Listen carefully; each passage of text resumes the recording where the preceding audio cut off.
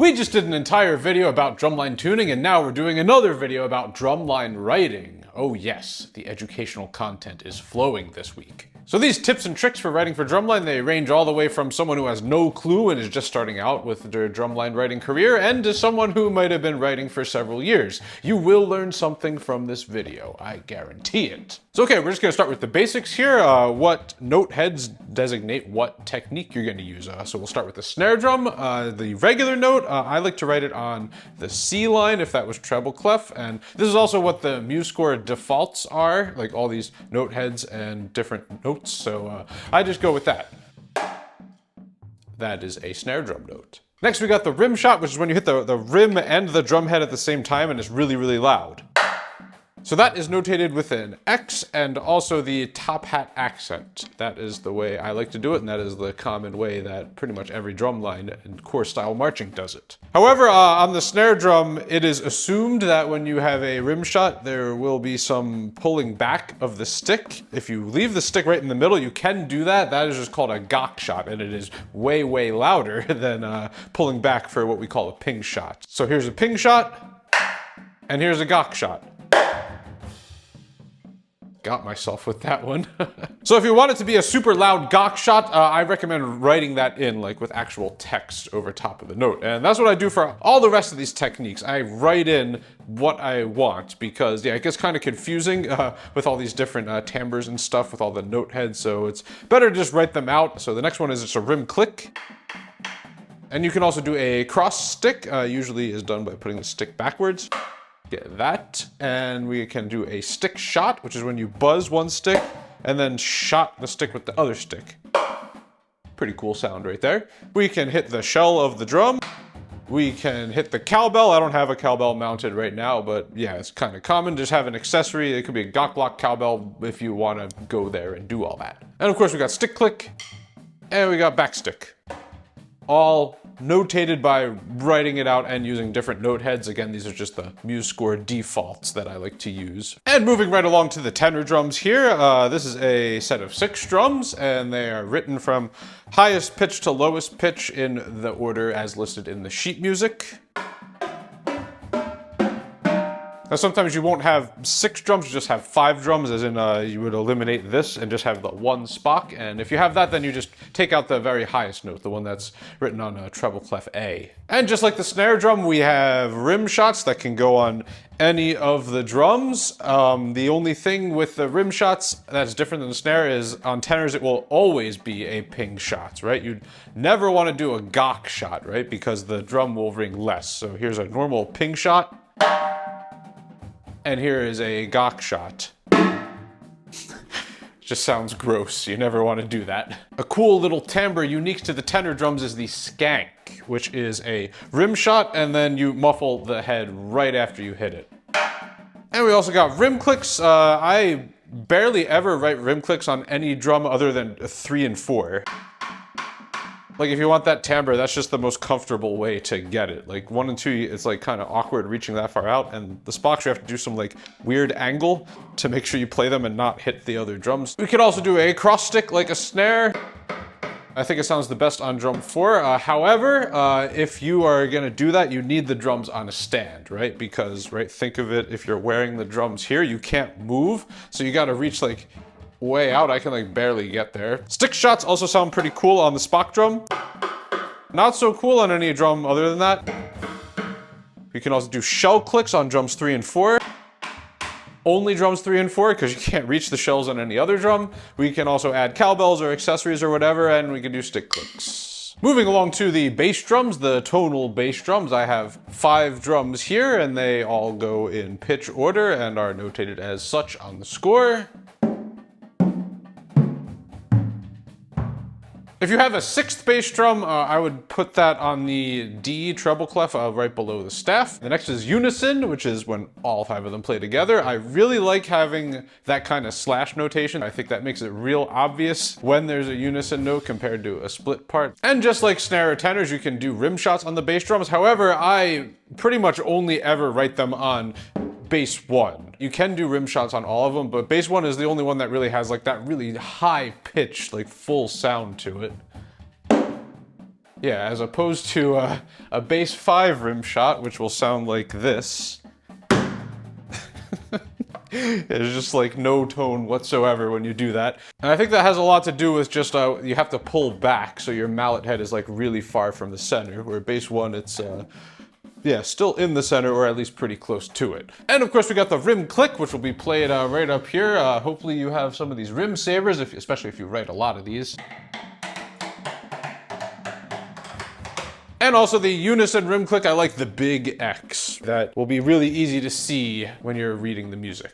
We can also write muffled notes, which is when you muffle one side of the bass drum and play with the other side, and that will just give a more dead kick drum-like sound to the bass drum. Okay, next we're gonna talk about the cymbals. Oh yes. So there's all kinds of cool timbres and techniques that can be used, and we're gonna go over some of them here. Though when we're writing them, I would always 100% of the time, always write out when the technique changes. And that's just because it can get kind of confusing when you're going through a bunch of different things. There's all these note heads and stuff going on. And yeah, it's better to just write out exactly what you want them to do every time it changes, just so that things don't get missed. So we've got the good old fashioned crash.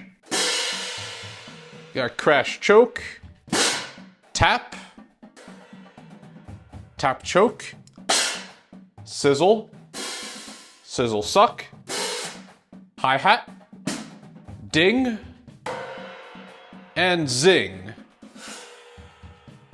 Now when you're trying to write for cymbals, you definitely want to keep in mind the dynamics that the ensemble is playing at. Like you wouldn't write a zing when everybody's at fortissimo, like you wouldn't hear it. And we'll talk about that all a little more in a second. And now on to the flub drum. Yes, we're going to talk about flub drum notation. Now this is basically the same exact thing as like snare or tenors. This flub drum has 2 drums on it, so you got to put those on separate pitches as notated in the score here. So the thing with all these different timbres like rim shots, cross sticks, all this stuff is depending on how you tune your flub drum, it might sound not good. So on this drum, the regular note is fine. The rim shot, I don't know, that just sounds kind of weird to me. I probably wouldn't write rim shots on this drum. I would do it on this drum. So cross stick, I don't know, it also sounds kind of dead.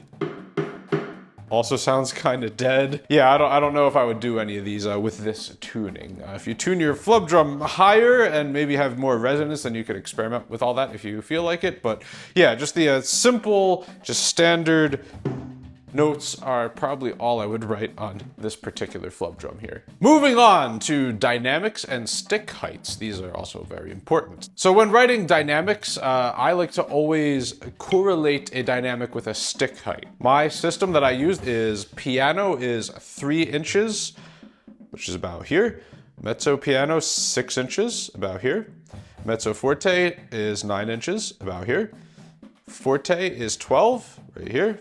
And then fortissimo is 15, which is here. And then you can also do a pianissimo, which I say is just like a low, like 1 inch, very, very light tap stroke. And there's also fortissimo, which is like with arm all the way up here, just pretty much for visual effect, very loud notes. So I wrote out a little excerpt here that involves every single height. It's basically just a big crescendo. So we got all of the possible dynamics. And also on the snare drum, I am gonna play from the edge into the center. That's because the edge gives a little bit of a lighter texture compared to the center, to really increase the range of dynamics.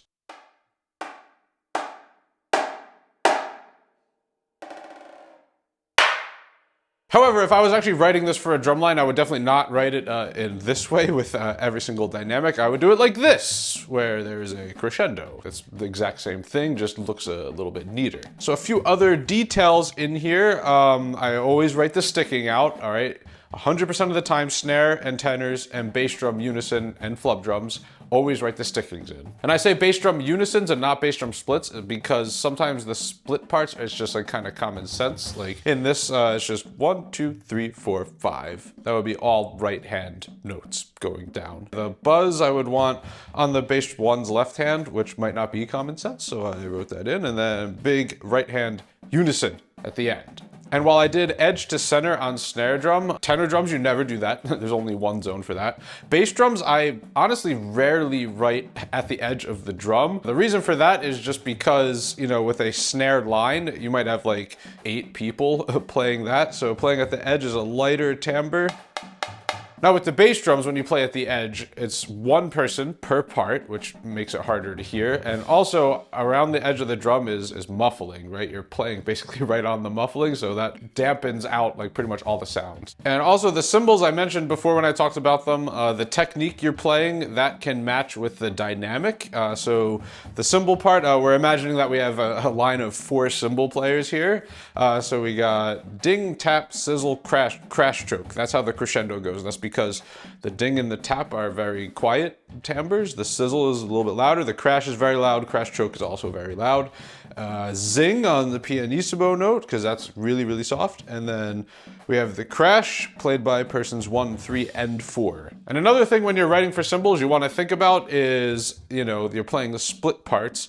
Does the person have enough time to get from one technique to the next technique, right? That's why I don't have cymbal player number 2 on the very last note, because they're coming off of that zing on beat 3, and it would be really fast for them to go there to the next thing. And there is enough space for cymbal 1 to get from the ding in the first bar to the crash choke in the next bar. That's something you got to really think about when writing for cymbals, is the timing, right? It's a very physical instrument. Do they have enough time to get from one note to the next note? You have to think about that for every single note you write. Okay, then we have a little snare feature to go over some more, I guess, advanced things here. So accent tap, right? That's the first bar is...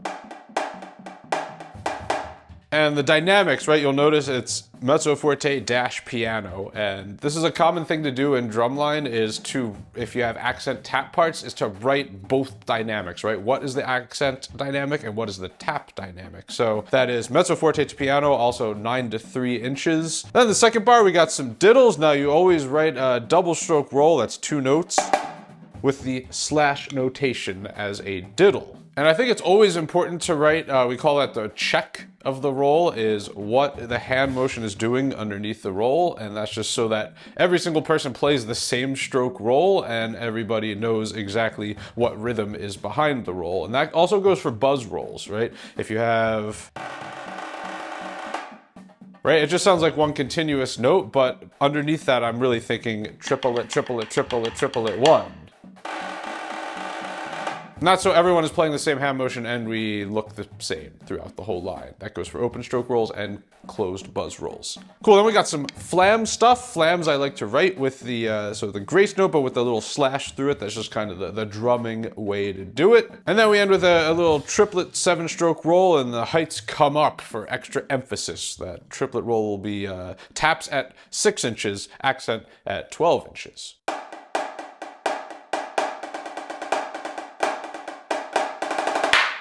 So let's hear what this whole thing sounds like. Here is the drum writing example feature.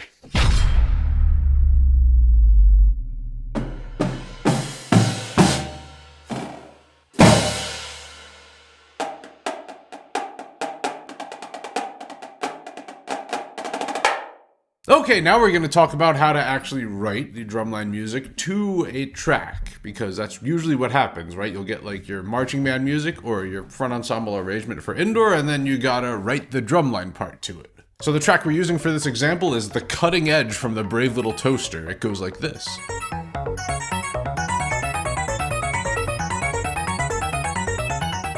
Yeah, it's a total bop. It's one of my favorite songs in the whole wide world. So something super important to consider when you're writing the actual beats for the drumline is the skill level of the performers. Very, very important. So we're gonna do a couple skill levels here. We got the A class version, which is the basic skills class. So what we got here in the score is we're doing just a snare drum feature for the intro of this track, and we got the cues, right? What the rhythms are of the track. That's very important. So we got bum bum bum ba dum bum bum bum ba dum bum bum, and that bass line continues through the whole song. So we got the snares coming in with a nice big buzz roll for ensemble timing, and then we go into this little split right hand part. This is just 16th note rhythms throughout all this, and then we get to some actual rudiments down here. We got some puttas, and some 5 strokes and some paradiddle diddles. Now, some of these actually line up with what the track is doing. Like here we got chigga digga dot, lines up with bugga digga dot.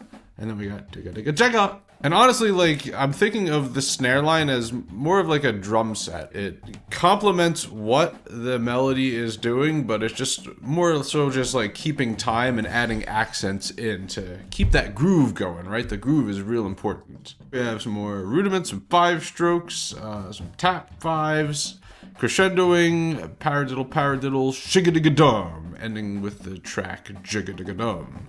So when I was writing this, I actually had my practice pad here. I was playing all these parts to make sure they flow well and feel good to the player. That's something you kind of have to always do when writing snare and tenors, is play the part when you're writing it. So cool, let's hear how this sounds all together, the A-class version of Cutting Edge.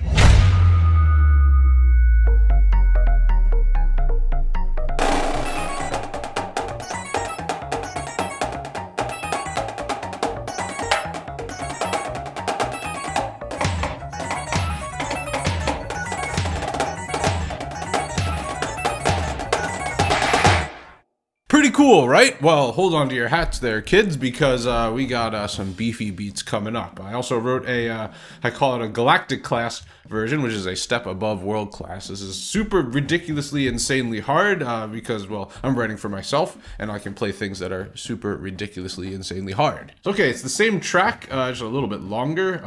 So we're again starting with the snare feature over this bass line. And yeah, all of these notes, they line up rhythmically, 16th note stuff. However, I'm really accenting like the E's and the U's quite a bit more than in the A-class version. Like the very first stick click is on the E of 3. Yeah, that's some galactic class stick clicks for you. This is just like super syncopated, and I'm honestly not quite thinking just as like drum set backbeat like in the A-class version. This is just like kind of like mind-blowingly off the beat. And yeah, the point is to just make the audience like pass out from excitement. Like this is gonna be so freaking hard and insane that you won't even be able to understand it. So then we hand off to the tenors. We got this shot on the E into beat 4. There's some galactic class rhythms right there. And then the tenor part kind of matches this melody for some of it. We got Begga to Go lining up with Begga to Go. And then we got Dugga Digga Shot with Booga Digga Dot. And then we got Paradiddle Diddle Shaggle. This bar here, it more so matches what the synth part is, because this bass line continues. And then we just have a super ridiculous sweep pattern that continues over, and of course we're ending on the E of 2. And yeah, we got all these crossovers. I usually notate crossovers with a hollow note, head type half note. Yeah, there's all these sweeps and just crazy madness, and this comes from just years of experience of playing and writing. You better get to work if you want to get to this level. So then the track, we got just like this ram of 16th notes going on here, and that's kind of what we're mirroring in the bass drum feature that we have. Just this mind-blowingly difficult 16th note like lasers and squigs and just craziness. Bass 5, we have these muted notes, and kind of lines up with some of the track. And then bass 1 takes over the accents, E, and 3, 4, E. And then we just go absolutely nuts here. We got some hand-to-hand 30-second notes, some car bombs, and the top 3 drums. And then we have this kind of syncopated, like rim-click unison rhythm. It's just going to feel absolutely insane. You're probably going to have no idea where the pulse is. However, the pulse is still existing. And we go from the mind-blowingly difficult bass drum feature to a mind-blowingly difficult cymbal feature. Once again, lining up most of these rhythms with the accents of the track. 1 E is the first thing. Chaga. And then we just kind of ram 16th notes here. Says suck, digga digga, says suck, digga digga, shigga digga, shigga digga jot. Here, this is where the accents come in on the track. For the end, we mirror that with some crash chokes and tap chokes. And then we got full ensemble playing. This is more groove based than the features. Yeah, just kind of looking through the vertical alignment of the score. We got the bass drums 1, and then shot, so boom, bugato. And we got some sizz suck stuff going in the cymbals, boom, bugato, psst, psst. Yeah, this whole thing I'm thinking more like drum set based, like just a cool groove with a ton of notes and lots of inner beats and lots of absolute insanity. And it's not just all like balls to the wall loud, right? We are still just a mezzo forte, which is 9 inches. There's some micro phrasing, little crescendos going on all throughout this. And then we end nice and big here at forte, matching the track. Tigga, tigga, tigga, tigga. We got like split shots in the snare and tenors. And we end off with a little Herta crescendo. You can never go wrong with the Herta crescendo into a ghost note on beat 3 into a huge, big, epic note on beat 4. Cool, hopefully that made at least a little bit of sense going through all this. Yeah, this is, once again is just like years and years of experience from playing and writing led me to this point. So okay, let's see what it sounds like in context. Here is the Galactic class version of Cutting Edge.